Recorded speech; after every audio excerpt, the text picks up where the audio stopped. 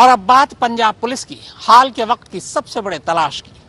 तमाम जतन के बावजूद अमृतपाल पंजाब पुलिस के लिए अब भी एक छलावा बना हुआ है। उमेश पाल शूटआउट में शामिल शूटरों की तरह ही अमृतपाल भी पंजाब के अंदर ही कहीं छुपा हुआ है, मगर दर्जनों छापे और सैकड़ों किलोमीटर की खाक छानने के बावजूद पंजाब पुलिस के हाथ अमृतपाल अब तक नहीं लगा है।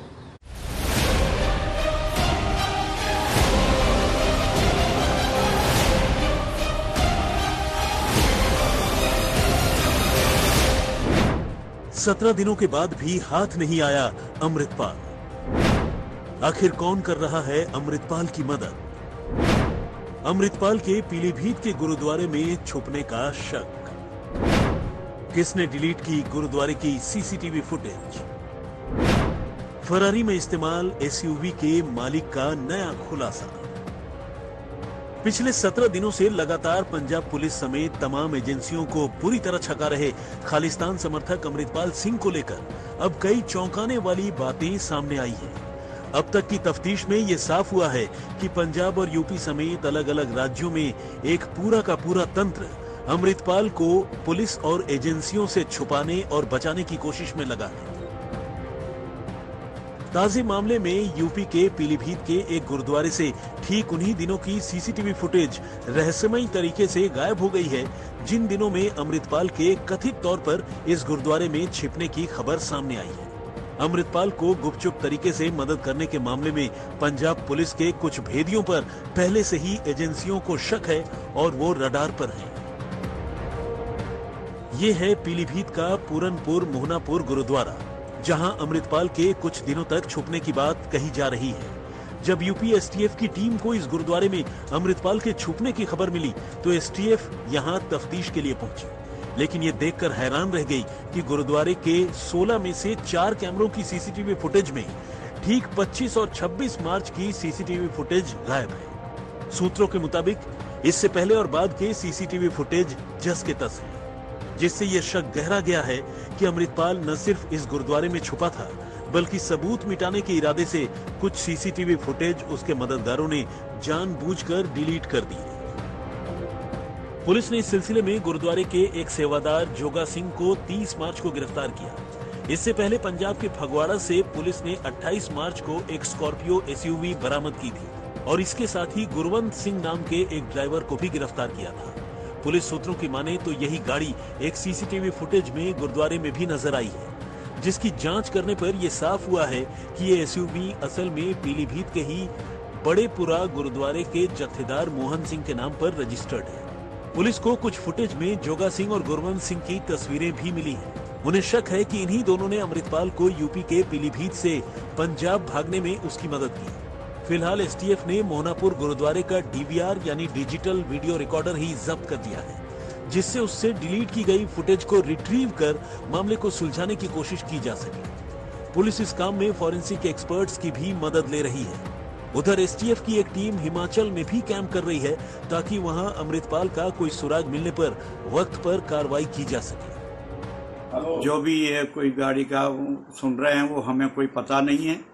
वो गाड़ी मोहनापुर डेरे पे थी 5-6 महीने से और वो अपना सेवादार थे जोगा सिंह जी, उनके पास थी वो गाड़ी और वो हमें जब जाने लगे बता के गए भी पंजाब जा रहे हैं, बाकी कुछ नहीं पता बताया उन्होंने।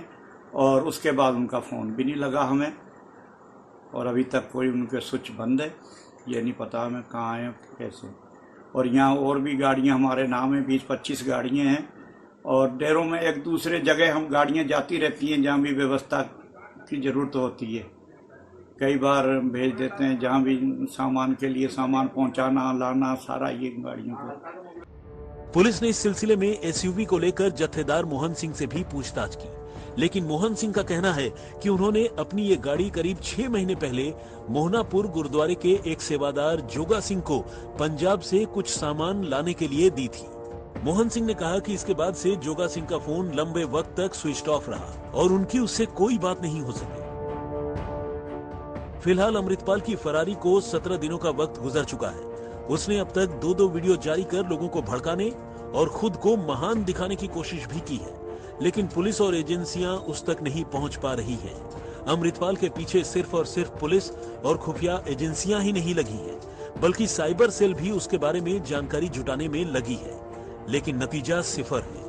ऊपर से जगह जगह कैमरे में कैद होती उसकी तस्वीरें और उसके बारे में कई बार पिन पॉइंट खबरों के बावजूद उसका न पकड़ा जाना इस बात की तरफ इशारा करता है कि कोई न कोई अमृतपाल को इस रेस में पुलिस से बचाने में मदद जरूर कर रहा है। और इस मामले में एजेंसियों का शक कुछ पुलिस मुलाजिमों पर भी है, बल्कि सच्चाई तो ये है कि पंजाब पुलिस ने आंतरिक तौर पर ऐसे अफसरों और मुलाजिमों की पहचान के लिए जांच भी शुरू कर दी है।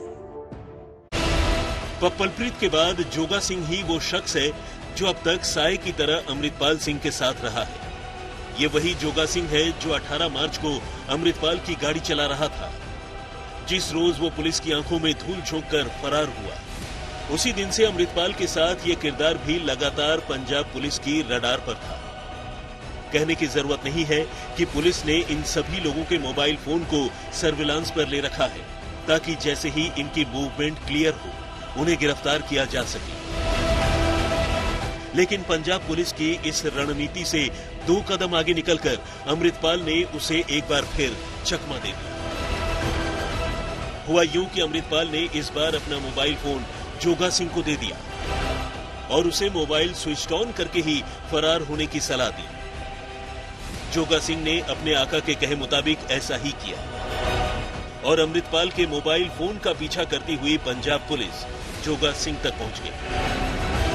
जोगा को तो गिरफ्तार कर लिया गया, लेकिन अमृतपाल का नामो निशान नहीं मिला। अमृतपाल के इस मोबाइल फोन वाले दांव से पंजाब पुलिस को एक बार फिर जोर का झटका लगा। असल में अमृतपाल पंजाब पुलिस के दिमाग से खेल रहा है और जानकारों की माने तो ऐसा करना अकेले उसके बस की बात नहीं है, बल्कि उसके पीछे किसी और का दिमाग है।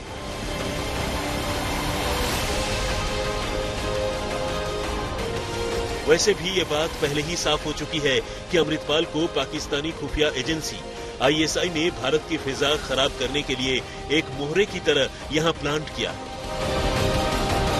और फिलहाल ये काम वो बखूबी कर रहा है। जोगा सिंह के अलावा पुलिस ने अमृतपाल के एक और ड्राइवर चरणजीत सिंह को भी गिरफ्तार किया है।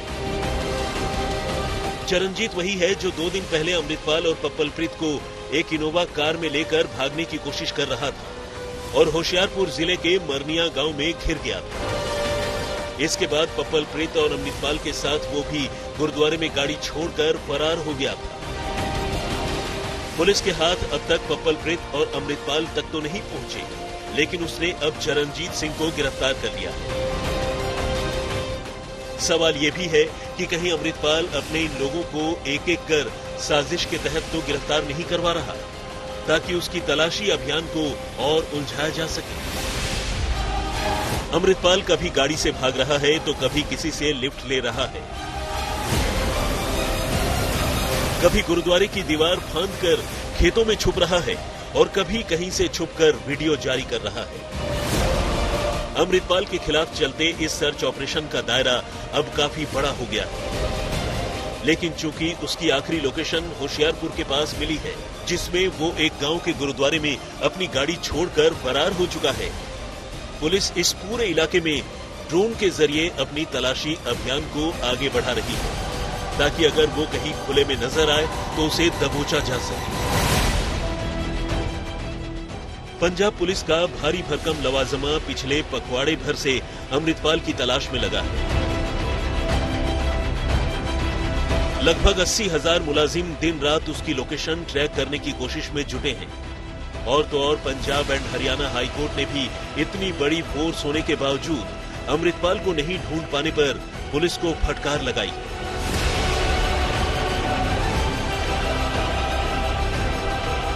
ऐसे में पुलिस ने अपने जवानों के साथ साथ मुखबिरों से भी मदद मांगी है। उसने पूरे सूबे में अपने मुखबिरों को न सिर्फ सक्रिय कर दिया है, बल्कि अमृतपाल के संभावित बदले हुए हुलियों का हवाला देकर और चौकस रहने को कहा है।